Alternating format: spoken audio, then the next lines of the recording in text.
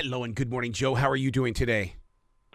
I'm all right. How are you, Arrow? It's good to be back on with you. Absolutely, because you are a man that knows where to go, where to grow, and when to get there.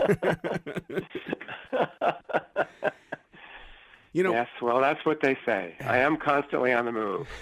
well, they say that, remember the old term, around the world in 80 days. Well, you take us around the world in 389 pages. I mean, it is amazing, this book. Thank you. It was an amazing experience putting it together. What went into it? Because, I mean, the research is something that a lot of people don't understand, but you do respect it once you dive into these pages. Yeah, I mean, it was a multi-year effort. There was a lot of cities that I went to for the first time for this book, but it was also an accumulation of places that I had been for other projects over the past couple of years. So, and even going back, some of the cities I revisited from my backpacking days, but there were memories that went into this book. So it's really almost like a lifetime effort, this particular book. One of the things that you feature on a cover of 100 Cities, 5,000 Ideas is I'm in love with skylines. Skylines are my life. And so is there a skyline that you have seen that when you arrive in that city, you go, yeah, I'm here. I feel it. Well, there's a couple of them, I mean, driving in from one of the airports in New York City and seeing the Manhattan skyline, especially if it's sunrise and that early morning sun squinting off of the skyscrapers, that's always kind of iconic. And I kind of feel the same way about San Francisco. Mm-hmm. Landing there and touching down and seeing the bridges, and whether you land on the Oakland side or the San Francisco side, it's kind of that wow, I'm back in San Francisco. I love that the pyramid is there and the Golden Gate Bridge, and there's others like that too. New York and San Francisco I'm more familiar with because it's in the States and I live here and I've been there a million times, it seems like. And but there's other cities. Hong Kong is an amazing place. I lived there for 3 years and I never ever got tired of the skyline. Wow. And I never got tired of landing at the old airport there because the plane just came in like 100 feet above the buildings and landed at Kai Tak. So those are some of the ones that really come to mind right away. Sydney, Australia, the Opera House and the bridge is just an incredible skyline that really sticks out. And the Istanbul with its mosques and minarets, and nowadays with the big high-rise buildings as a backdrop, and Istanbul, that's another iconic skyline. You talk about San Francisco, and right away I have a flashback of being in Chinatown. The smell, I mean, just the food, the people, the little shops you can go in there and snoop in and stuff like that. There's an adventure in Chinatown.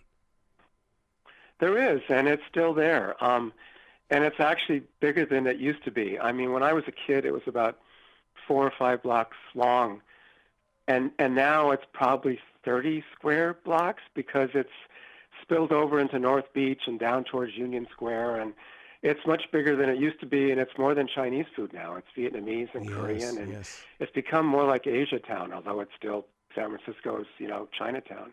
One thing that I'm noticing lately is that in everyday conversations and stuff like that, where you ask people, where are you going for your honeymoon or where are you going to go for your vacation? Mumbai, it seems to be the big thing right now, where it's almost like it's just across the street. I mean, they treat it, they don't treat it as like I have to go a long ways, but people are going there.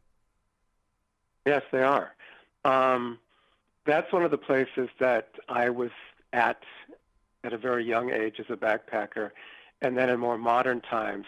And it's one of the cities that I find that's changed the most in the world. Really? There's a couple of places like that. Shanghai is like that. Dubai is like that.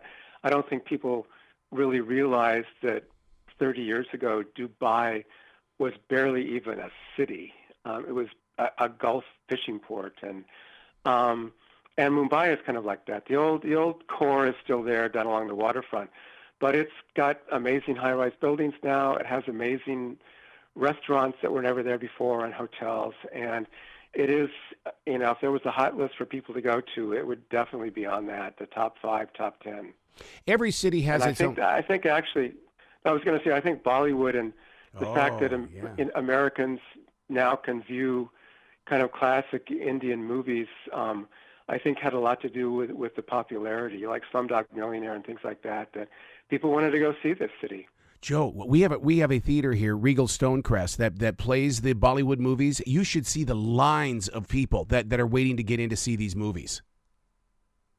Yeah, I believe it. And my local cinemas here on the California coast have started showing Indian movies with the American ones. So that's a recent development, but they're popular, and movies, as we know, tend to encourage people to go places, whether it's Kenya for out of Africa or Bali because Julia Roberts was there or wherever it was. Movies do prompt a lot of tourism. Mm-hmm. Every city has a hidden secret. For instance, sure, we can go down to Charleston, South Carolina and check out all the history and stuff like that, but I still believe that a lot of people go down there because of the food. There's just something about food in the South that just brings people in. Oh, yeah, and it's not just Charleston or New Orleans, which are kind of the famous food cities. Savannah is another great food city that's very similar to Charleston, but I don't think people think of Atlanta as being a great foodie destination, but it actually is, because it's a crossroads of Southern cooking and amazing Asian cuisine because of the immigrants who now live in Atlanta. And you have, you can get probably food from 100 different countries in Atlanta now, which wasn't possible before.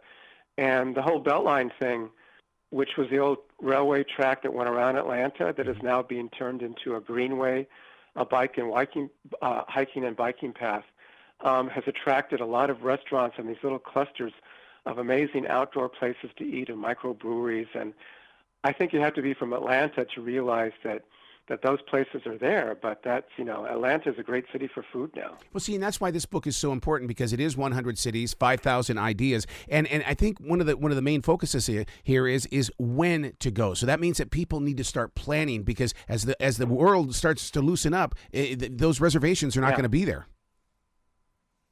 Well, it's already loosened up in a lot of places. It's if you wanted to go someplace where there were no people, you should have gone in probably May or June of 2020. Yeah. Right now, I try to go, unless it's a far northern hemisphere place, I try not to go in the summer. Mm-hmm. I try now to go, it really cuts it down a lot, April or October. Oh. Or even early November or late March. The shoulder season used to be May and September, but now a lot of people are traveling in those months trying to avoid summer. I was in Europe I've been to Europe 3 times this year already, and I was there in April, and it was refreshingly uncrowded in some of the places that normally are, like Dubrovnik in Croatia, mm-hmm. which is super popular now because of Game of Thrones. And I know people told me in the summer it's just impossible. There's 3 million people and there's all these cruise ships. But in April, it was really nice. There were enough people to make you feel like you weren't alone, but it wasn't terribly overcrowded. It wasn't overcrowded at all. So I would really say try to pick places in April and October. The weather's probably going to be pretty good. And the crowds it's not going to be so crowded, but that's my recommendation. That's what I try to do. Wow. But if you're going to go to Alaska, you pretty much got to do it in, August, September, maybe October, but really depends on where it is. There are places like tropical island cities that you can go to any time of year. It really doesn't matter. Wow, what a brilliant book. I love your journey, and I love the way that you're so willing to talk about it, Joe. All right, yeah, thanks. And it's great being able to talk with you again, Errol. Absolutely. Come back anytime. You know that door is always open.